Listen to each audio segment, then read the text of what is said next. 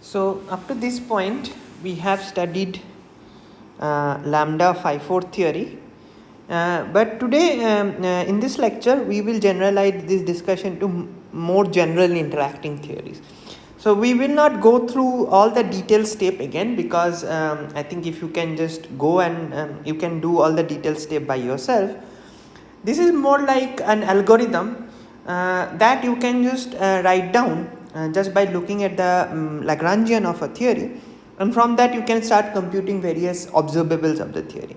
Okay, and this is one of the key advantages of Feynman diagrammatic technique. So in the language of Julian Schwinger, who also parallelly developed one method to do quantum field theoretic computation, he said that like the silicon chips of most recent years, the Feynman diagram was bringing computation to the masses.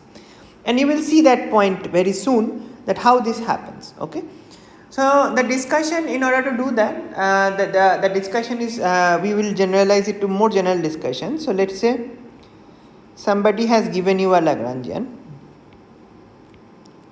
density.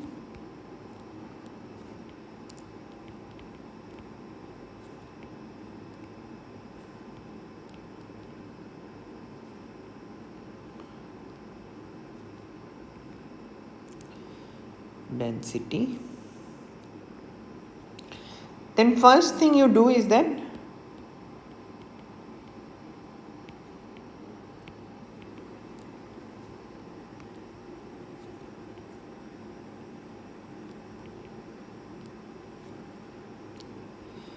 first find the minima of the potential,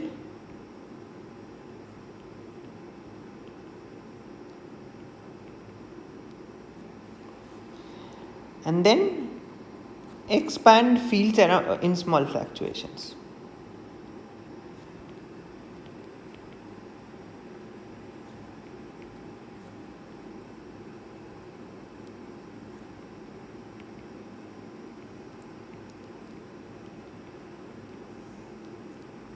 Okay, so in this way we obtain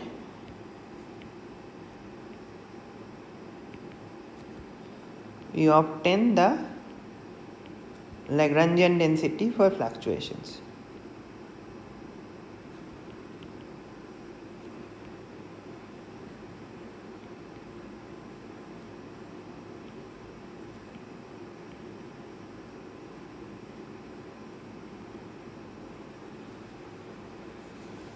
Okay, now given this, we divide it into two pieces.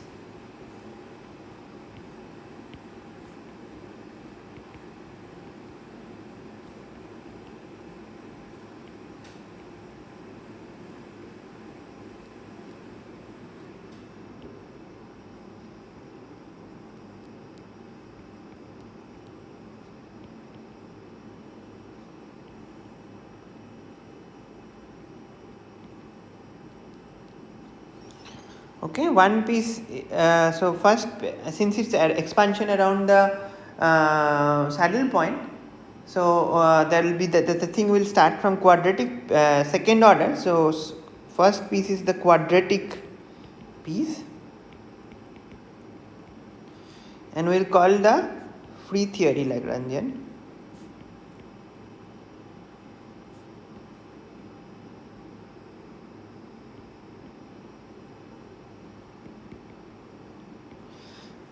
So in the later part of this course and much of QFT2 course, we will see that so this quadratic piece will determine the propagators of the field.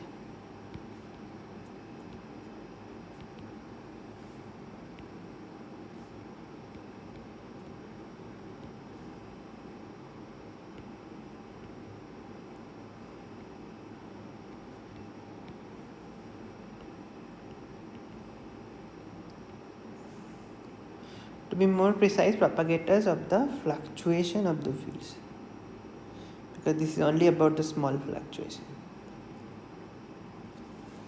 Okay, so we will see how to determine the propagators for more general theories, but bottom line I am trying to convey is that given a quadratic part, you can always determine, there is always a well-defined formalism to determine the propagator. Okay, and then all the non-quadratic pieces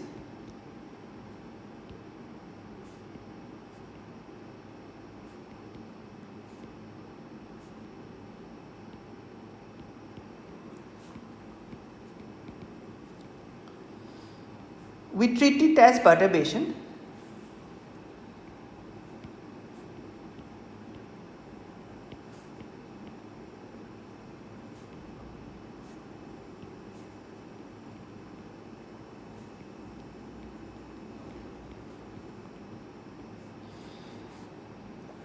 And in the diagrammatic way,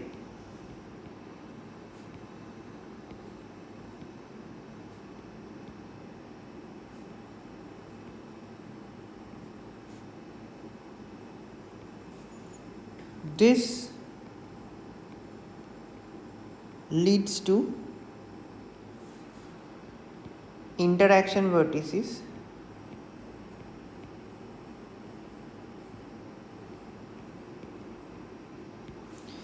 and then we will follow the usual procedure to compute correlators. And then we compute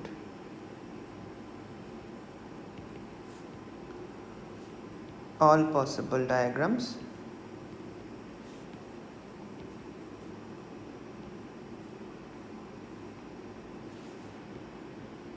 to compute correlators.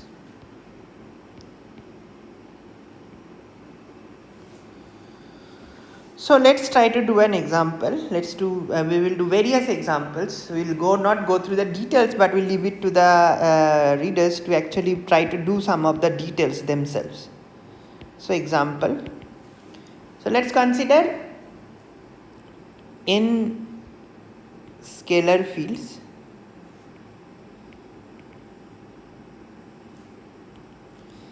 in 0 plus 1 dimension. And consider the very particular Lagrangian which is of this form. So in scalar fields in 0 plus 1 dimension, we denote it by this, where I runs from 1 to n. Okay, and it has this very particular form.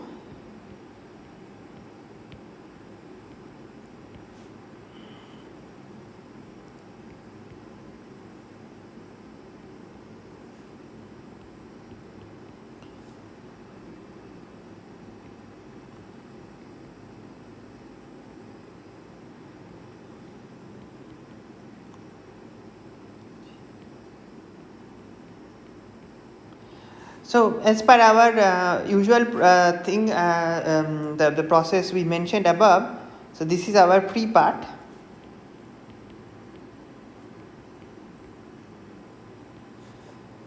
And this will determine propagator.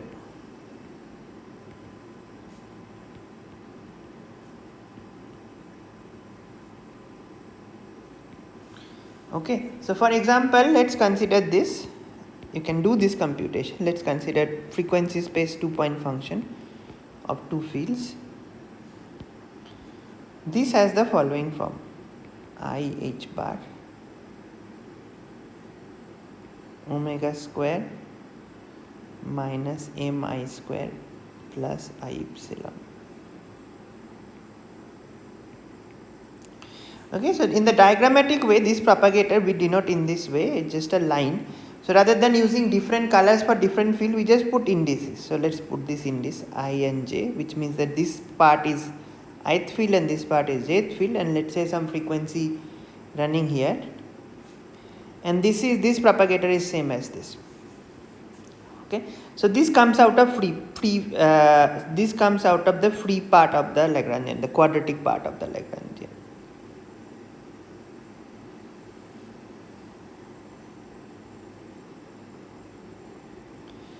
Now we talk about the interaction part. So there is an interaction vertex here, and in the same way we can do interaction picture treatment, and this just gives rise to just a 4-point function. So this is the new interaction vertex that comes, and again the external field has some line I, j, k, l. So this corresponds to the diagram in the diagrammatic rule I lambda I j k l by h bar. Okay. So from this Lagrangian we just get these two rules. So this is coming out of this thing.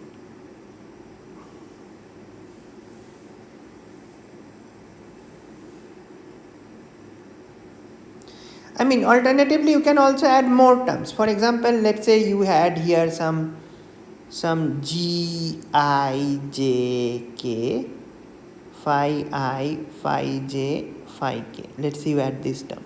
So if we add this term, this gives rise to just a vertex where 3 lines come out of it,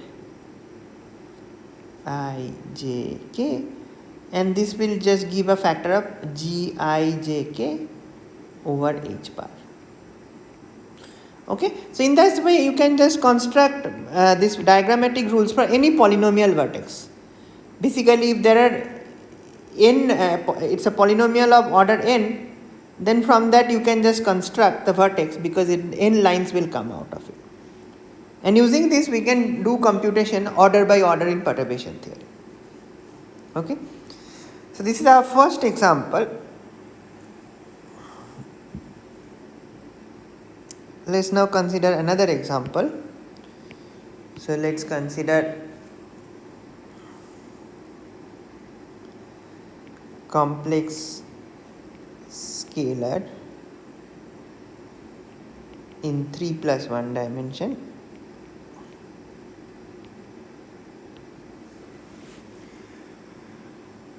Okay, and let's say the Lagrangian density in this case for the complex scalar is this.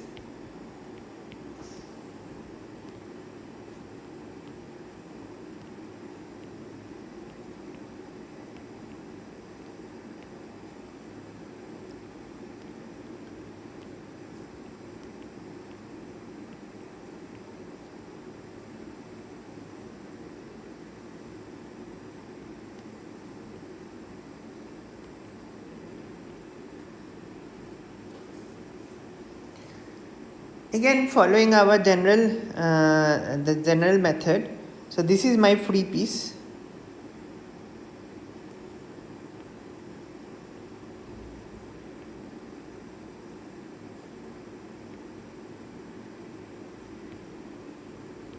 And since this is a complex scalar,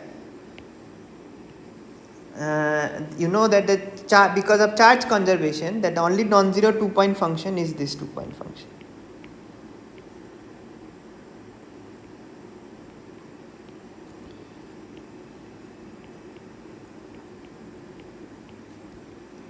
From charge and momentum conservation, and this just becomes minus I h bar over p square plus m square minus I epsilon. Okay, and since this is a complex scalar, we denote it by arrow. So this arrow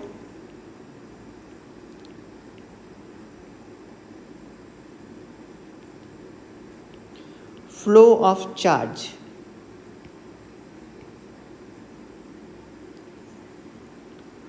not momentum.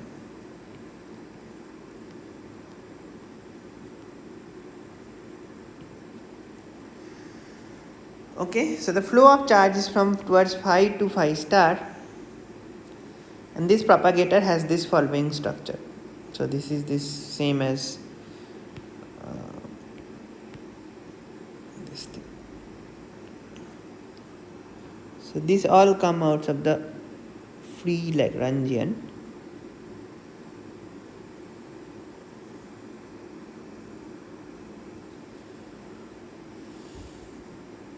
Now let's look at the interaction term. The interaction term is of the form lambda 4 phi star phi square.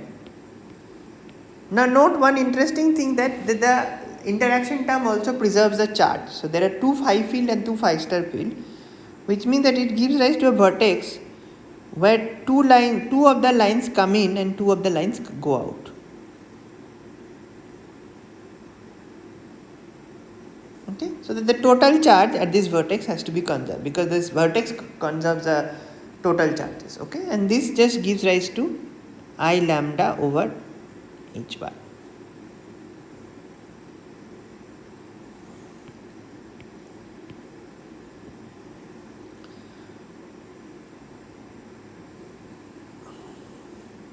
So this is for complex scalars. Let's now try to go to more complicated examples.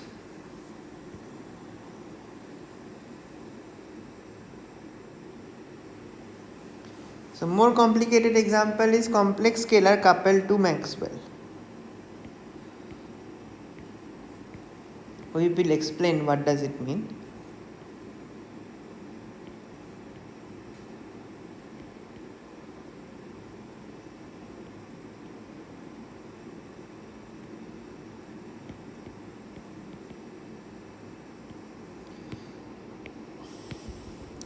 So in this case, the thing that we are discussing is we are considering a quantum field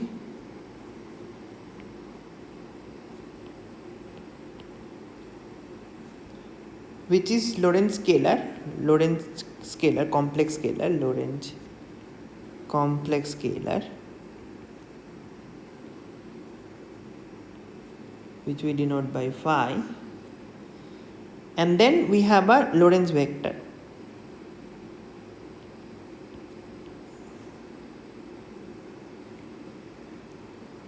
A mu. So typically this field is usually we will see later, maybe in the QFT2 course, this is usually called the Maxwell field, and the action describing this field, we'll just write down the action.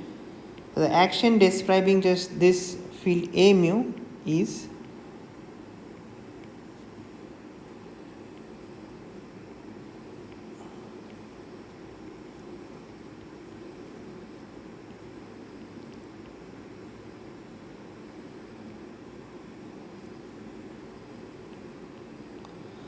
where f mu nu is simply del mu a nu minus del nu a mu. Okay, so this is also often called Maxwell Lagrangian.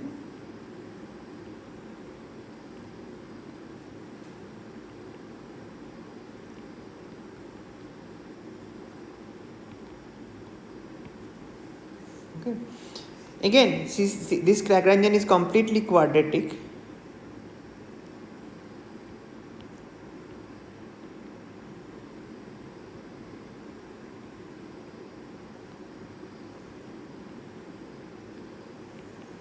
So then in our definition, this is a free theory. And the propagator, so we are not doing the derivation of the propagator now, but we can determine the propagator. So before we do the propagator, for example, the field A mu of x can be Fourier transformed.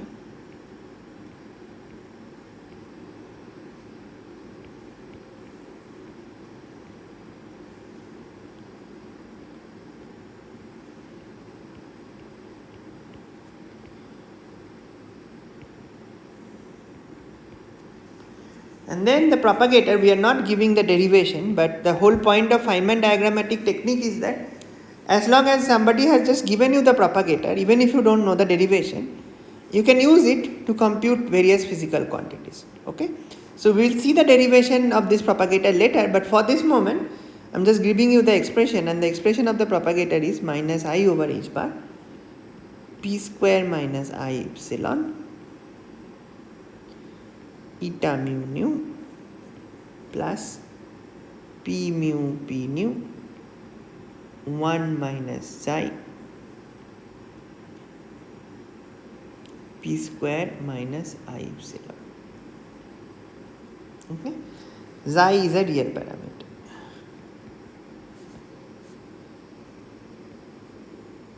Non-negative parameter.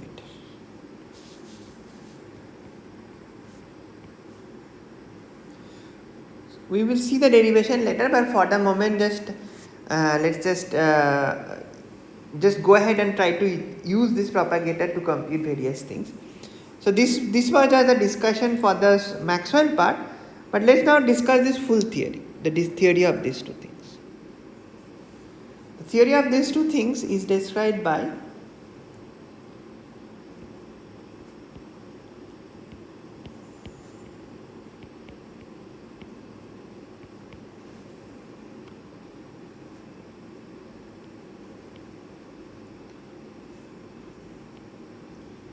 so what this D means we will explain later, but let me just write it now.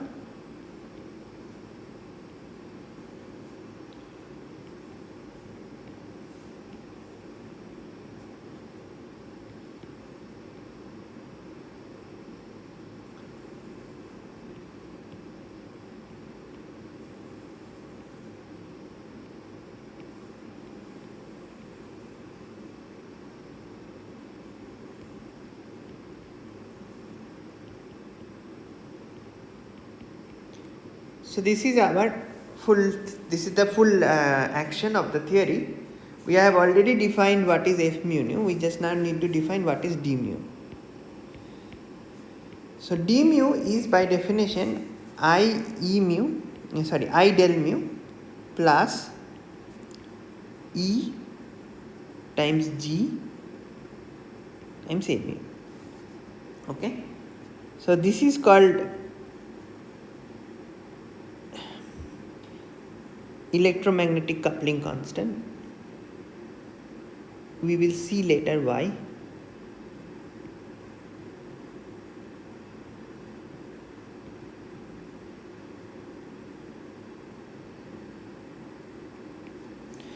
And this is called electric charge.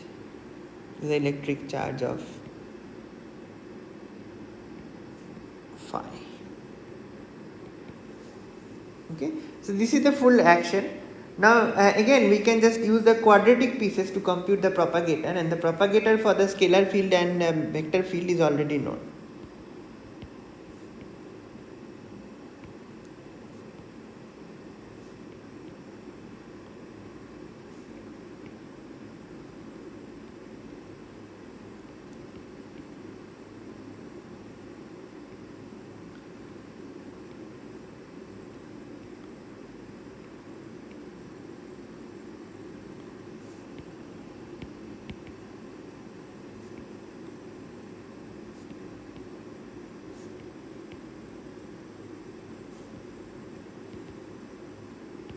So let's now look at focus on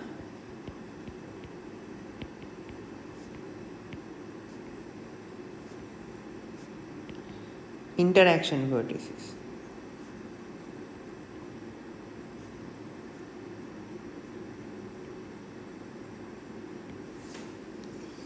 Okay, so in order to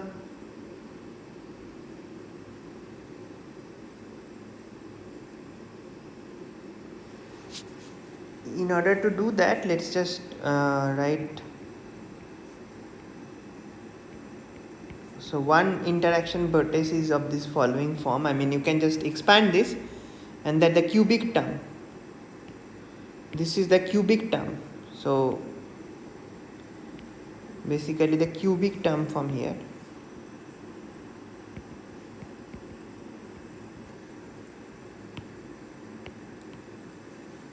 The cubic term has the following form: I, E, G, A mu,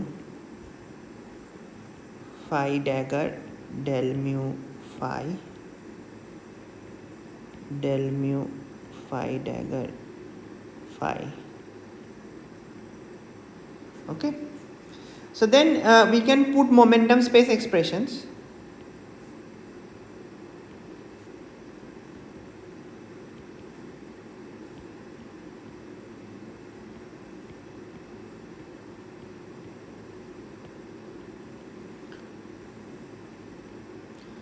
To get the following vertex.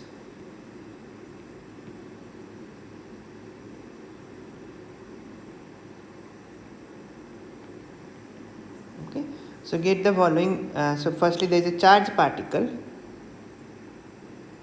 This is here, and then there is a,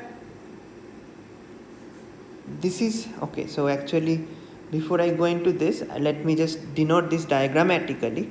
So diagrammatically, this propagator we denoted by wavy line. Okay.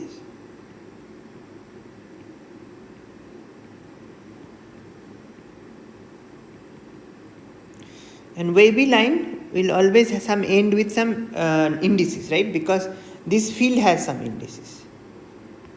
So remember that whenever there is a wavy line with an open end point, then that has some indices. So in this case also, so let's say this is K2, the momentum is going in this direction. This is K3, momentum going in this direction, and this is K1. Then the vertex for this is IEG K2 3, and then there is some index here mu.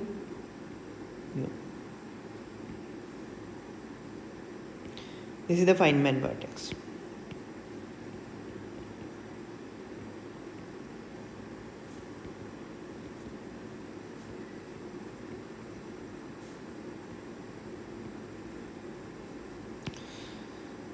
And in this theory there is actually another term. If you expand, there is a quartic term. There is a quartic term. And the quartic term is of the form Ig square minus A mu phi dagger phi. Okay.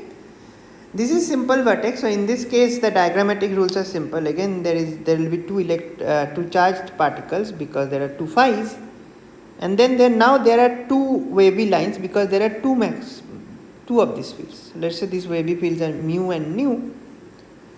Then this vertex gives rise to, actually there is over h bar.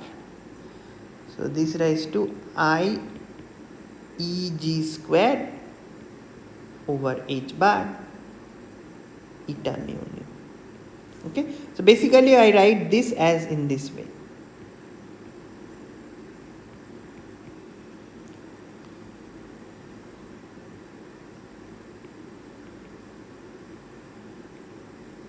And from this you get this rule. Okay, so this is we demonstrated three examples in this case. We demonstrated three examples, and let's just quickly go through another example.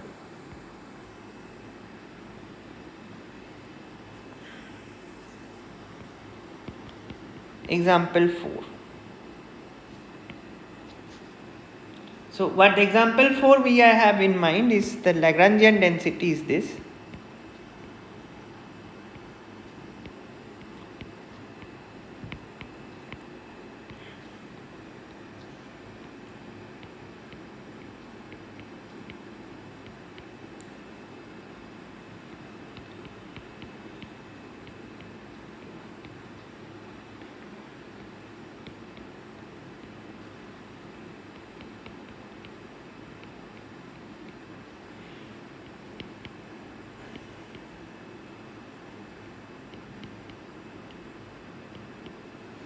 So then you see that this full piece,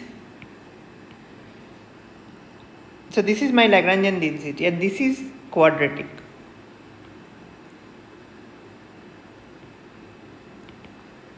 And this is cubic. So this means that this is my free part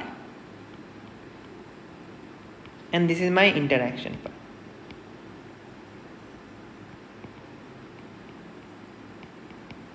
Okay, and in this case we will not present all the details, but in this case the things are simple. So in this case let me just write down the rules. So firstly there will be propagators for real scalars. So this is same as chi p, chi minus p.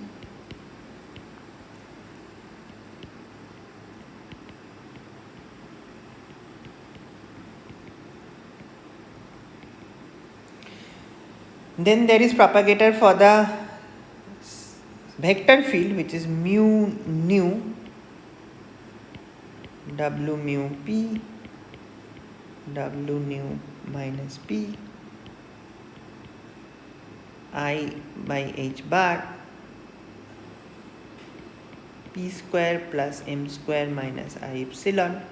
This is same as eta mu. Okay, that, and then this cubic piece gives rise to a new vertex.